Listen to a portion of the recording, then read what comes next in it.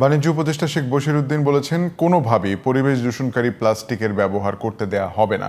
সকালে রাজধানীর কারওয়ান বাজারে ঢাকার ভোক্তাদের মাঝে সাশ্রয়ী মূল্যে পরিবেশ বান্ধব পাটের ব্যাগ বাজারজাতকরণ কার্যক্রমের উদ্বোধনী অনুষ্ঠানে কথা বলেন তিনি। এ সময় পরিবেশ উপদেষ্টা সৈয়দা রিজওয়ানা হাসান বলেন, 2002 সাল থেকে সরকারি নির্দেশনা থাকলেও প্লাস্টিকের উৎপাদন ও ব্যবহার বন্ধ হয়নি। আরও জানাচ্ছেন নাইম কামাল।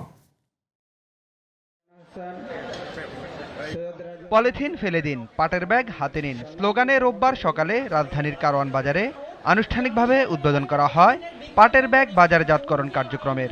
এতে যোগ দেন পরিবেশ উপদেষ্টা সৈয়দা রিজওয়ানা হাসান ও বাণিজ্য উপদেষ্টা শেখ বশিরউদ্দিন।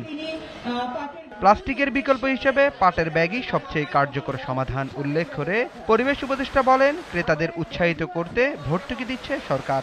আপনি মাছ বলেন, মাংস বলেন, সবই পাটের ব্যাগে দিবেন। যিনি কিনছেন উনি বাসায় গিয়ে ধুয়ে নেবেন, সেটা কেন করতে পারা যাবে না? তো আপনাদের সহযোগিতা কামনা করি। আমরা কিন্তু নিয়মিত এখন থেকে বাজার পরিদর্শন করব। এইবার আর কিন্তু কোনো ছাড় নাই। এখন কারো কাছে আমরা পলিথিন পেলে সেই পলিথিন আমরা সিজ করে নিয়ে যাব। প্লাস্টিক বর্জনে সরকারের কঠোর অবস্থানের কথা জানিয়ে বাণিজ্য উপদেষ্টা বলেন, ভবিষ্যৎ প্রজন্ম ও পরিবেশ সুরক্ষায় প্লাস্টিক বর্জন করতেই হবে। সন্তানদের দিকে চোখের চেহারার দিকে তাকিয়ে আমরা আসলে পাটের ব্যাগ ব্যবহার করি, কারণ আমাদের পরিবেশ ভালো থাকলে আমাদের সন্তানরা ভালো থাকবে।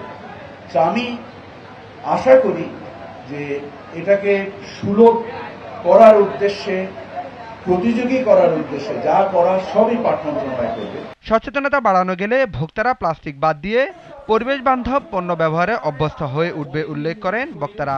বলেন, সহজলভ্য ও সাশ্রয়ী মূল্যের কারণে পাটের ব্যাগ ভোক্তাদের মধ্যেই জনপ্রিয়তা পাবে। এটা সোশ্যাল মিডিয়া থেকে নিয়ে সামাজিক সচেতনতার জন্য ব্যাপক প্রচারণা দরকার। Naim Kamal, GTV news, Dhaka.